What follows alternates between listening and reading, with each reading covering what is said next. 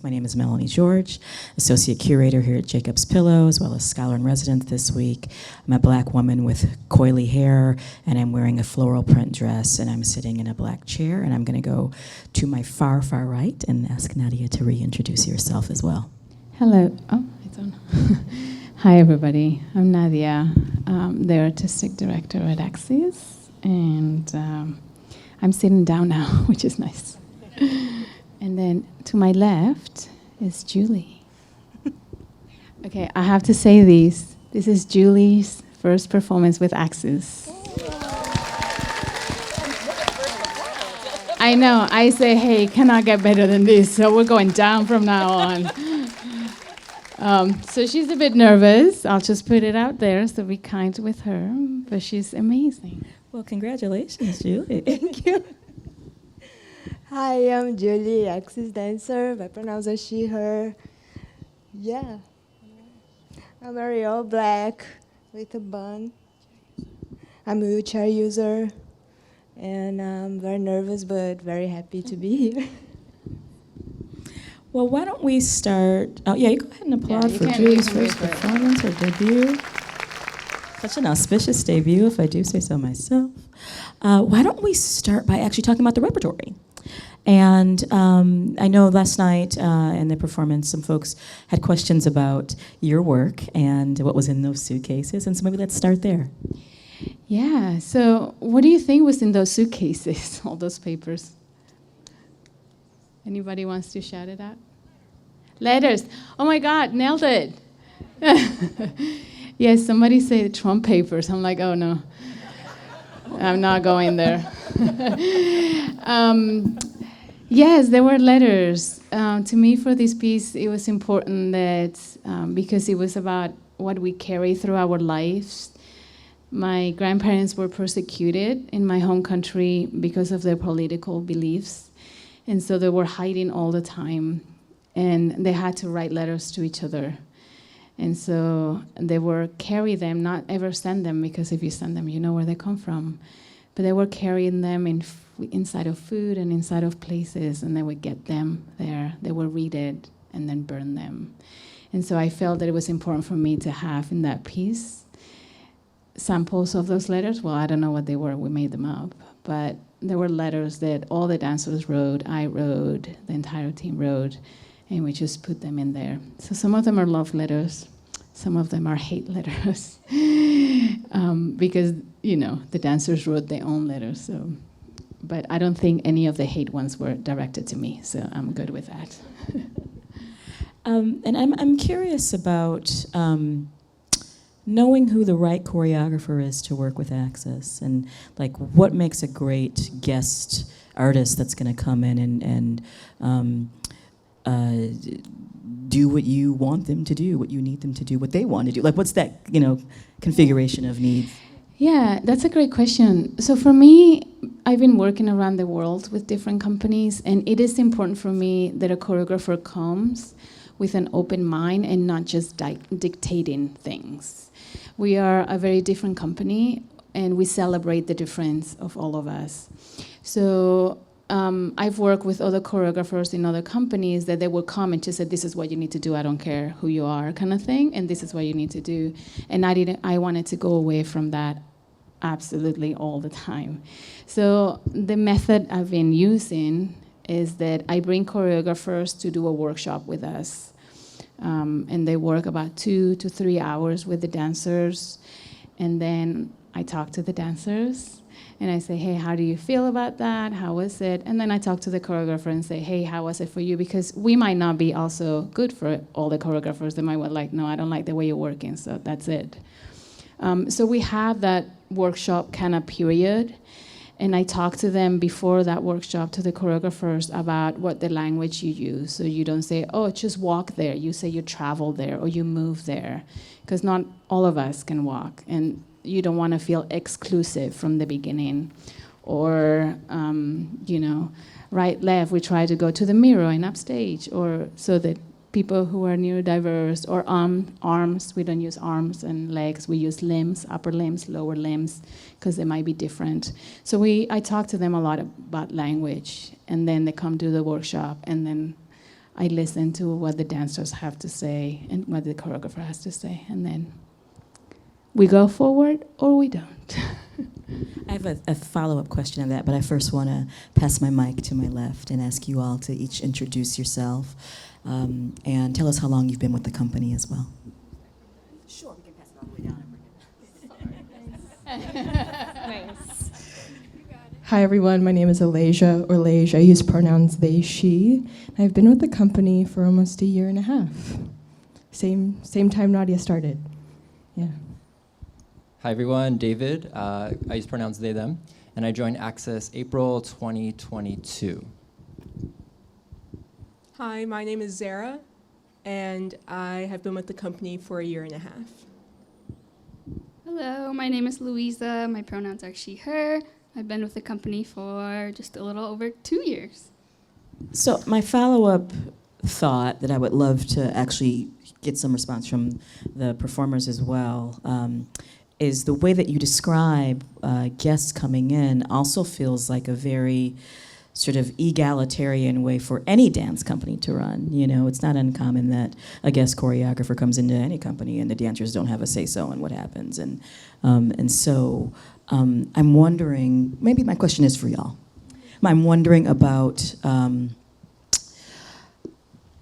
that experience within this company and how that works in terms of having that agency, and if that's sort of new in like the sort of spectrum of your dance experience.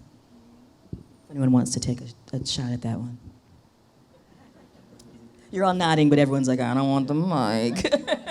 Yeah, it is new, definitely for me. I don't think I've ever been asked, oh, does this work for you? I have an option to give my input or how I feel about something. So it's very open, communicative space. It's been very new and almost like, it's good, but because it's new, like coming into it, I was like, this is almost uncomfortable, but it's a good thing. It's a good discomfort of transitioning into this new process. Anyone else? Yeah, I feel like there's a lot of autonomy as an artist at Access, down to collaborations with choreographers. So it just helps you grow to a different level of just, hey, what does my artist need? What do I enjoy? So you're finding that more autonomy with that process, and it's just such a gift as well. And I've never experienced anything like that in my professional career. So yeah. Yeah, I think it teaches you to make a decision for yourself too, and to be honest about that decision with the group, and also to hear other people's perspectives. So one person can have a completely different experience than the other, but we try to make sure that everybody on the team feels secure and safe for a vulnerable process like we just showed you. Like, it's not always like, go and do the choreography. Sometimes it's just about connection, and connection with the person in front of the room who's leading and guiding us, but then connection with each other. So it's important that everybody in this space feels safe, not just some of us. So my next question is about, here, I'll take that. My next question is about, I talked about in my sort of pre-show welcome talk about the nature of collaboration, and you also talked about when you came out, and I feel like it can be really instructive for us to be a little bit more explicit about what those discussions were like, and how we needed to step up to be able to receive and present in a way that was conducive. And so I'm just wanting you to kind of speak about that, because I feel like as an institution, we're also on a learning curve. In an artistic way or in a company-wide? I'm thinking about like sort of like the logistics of, Yeah. So it takes a while. Danae, our managing director, sitting over there. Can you say hi in the red dress? Yes. So she, our company manager, who is up there, and our engagement project manager, who is next to Danae, we all came in January, and we did a site visit, and we're like, okay, because, Jacob's Pillow is Jacob's Pillow, and we know all the things you do here, but we never specifically came just to see about the access. So we came in January, and we did a site visit, and we talked to the entire team about, hey, we might need this, we might need that. And through the process, we've been moving forward. As a company, we're trying to do that too. We are creating an access guide for all the touring and presenters out there, and it's going to be a free guide on the form of a website, a fully accessible website, where all the presenters and companies can go in and figure out what they can do to make their space more accessible. It's not going to be a checklist. Oh, I got this ADA. I got this ADA. It's about, the ADA doesn't cover half of what we need, just to tell you right now. It was written so many years ago, and it was revised, but not enough. So we try to make us a place where everybody belongs, both artistically, within the company, within our board, and within the entire work we do, including the outreach programs that we do. Yeah, I feel like that's a sort of good jumping off point. I mean, I promise I'm going to go to audience questions shortly, but I do want you to speak about your Choreo Lab, if you wouldn't mind. Yes, I love to speak about our Choreo Lab. So the Choreo Lab program is funded by the Mellon Foundation, and we are in our 6th year, but we had a year of trying out, so I guess officially 7 maybe. So the Choreo Lab is a program for disabled choreographers. And we give them a 2-week time to come to our studios and work with our dancers. Sometimes we have to hire other dancers. But they have 2 weeks to work with them every day for a few hours. They can come to our company class. They get a stipend, so they get paid for being there in case they miss other work. They also get traveling and all that kind of stuff. And we want to offer them a space where they don't have to explain their disability, and they don't have to make adjustments to themselves in order to be there, but a place where they belong. And if they need something, they tell us, and right away we get it done. So, well, as fast as possible. So it's a place for them to truly go into their experience and their artistry. It's not, we don't want it to be, we're going to do a show at the end, but we want them to really find that place for themselves, which is very difficult for disabled choreographers. We also give them a lot of professional development, like they talk to grant writers, they talk to presenters, they talk to production managers, and we talk about disability justice. So they get a full-on space where they can get to all these ideas, and then we support them for an entire year after that. Have any of you been involved as dancers within the Choreo Lab? Can you just give me a dancer's perspective of that experience?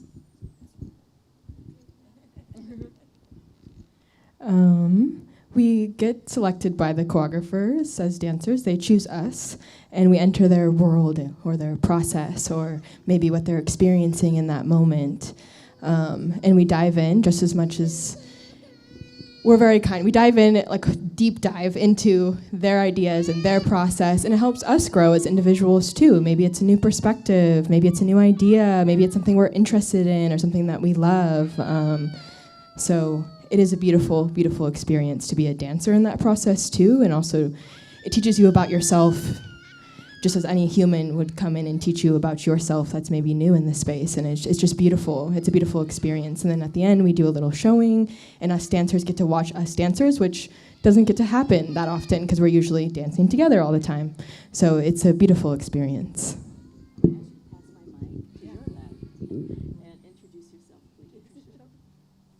Hi. Hello, everybody. My name is Jumpy Star. I'm from the most beautiful island on the Caribbean, Puerto Rico.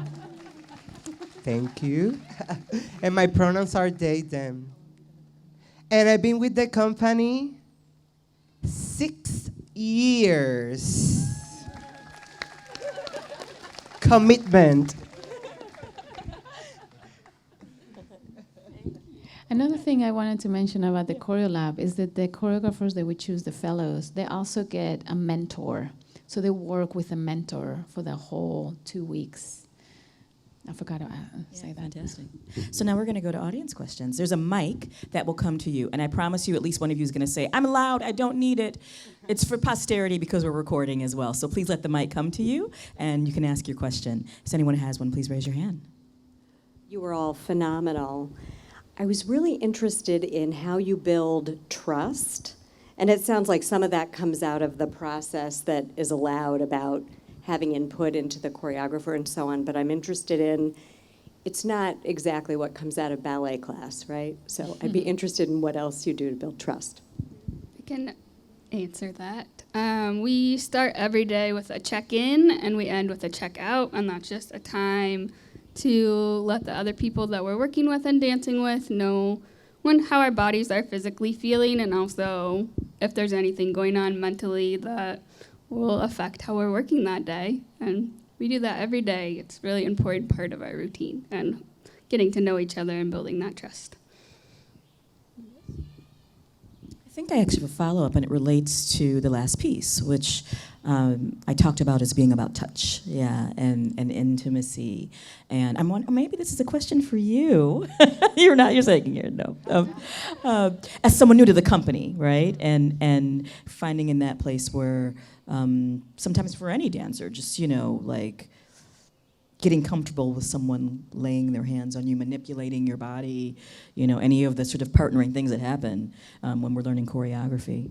You want to take a stab at that question? We do also build a lot of that contact into our class, like our company class, through improv exercises. So we'll do a lot of that, especially bringing in a new person so we can start to get comfortable with each other, learn how each other moves, and ask any questions we need to ask to work together in the space. Come on, Julie. I feel everybody was so nice to me. I'm here for 4 years, 4 months. And I came from Brazil. I'm Brazilian, so it was a lot of changes for me. I came from a different company that I used to work in Brazil. I worked for the same company for more than 20 years, so it was totally different. I was the only wheelchair dancer, so for me, it's a new experience. Everything is new, and everybody supported me. So yeah, I'm very happy. Congrats. Another question from the audience. Well, we'll wait for that. I also have to say that this is an amazing team of dancers. This group is just incredible. And when we're doing a lift or something like that, the rest of us are all outside cheering. We're like, yes, you can do it. Come on, come on, come on. So I think that also builds a lot of support for each other.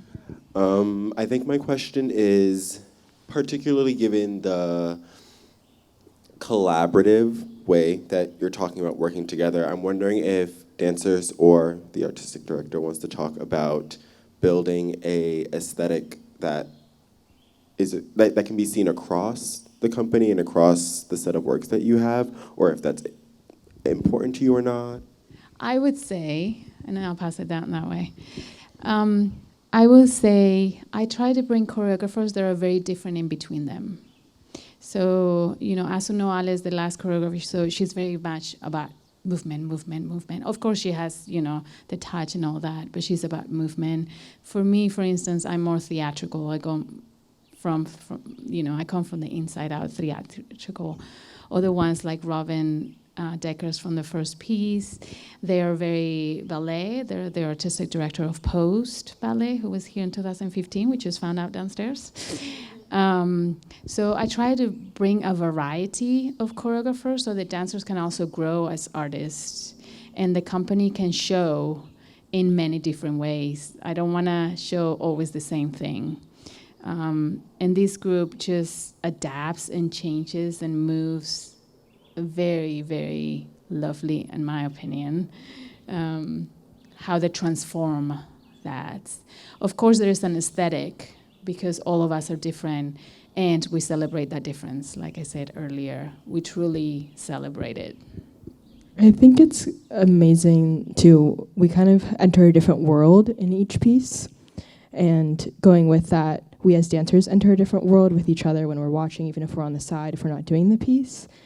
And I can speak to the versatility as a dancer is really important too, to be able to switch into a different narrative, to be able to switch into a different style, or a different way of moving is probably one of the most beautiful things, because I get to use every gift that I have. I get to be challenged in every single way. I get to be pushed beyond what I think is possible every single day, which I think is just like the biggest gift ever in my dancing and in my training and the pieces, all of those things. And I get to watch my peers do that, which is like incredibly special as well. And I love cheering for them. I think we have time for one more question. My question is, how do you think about decisions about how you're going to have people come into the company? I imagine there's a lot of people who want to do so. You have such multiple identities. You must have to think about a lot of varied criteria about how you make decisions about who is in the company. So I'm just curious to hear a little bit about that process. I guess I could answer that. We have auditions for dancers, and we always have auditions for disabled and non-disabled dancers all at once. We don't just do one and then the other one. So that's part of it, because we can see there what the open mind and the collaborative of the people have and the connection that they could have or that they have already. But the front of it is artistry. Some people have come to us and they say, oh, but I'm disabled, I want to be in your company. And it's like, okay, we're a dance company, we have a certain level of artistry, you have to be out there or close to be there. We can also help develop, because we also I understand that disabled dancers don't have access to dance classes or universities. A lot of disabled dancers want to go to university and get a dance degree, and they can't because they don't get in. So artistry is very important for us, and we can support to continue developing that, but you have to have something to be there. Yeah. Well, if I could get one more round of applause for this extraordinary company.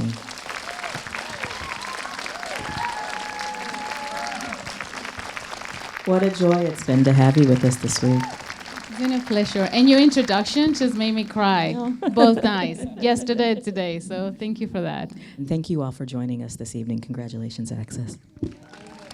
Thank you, Jody.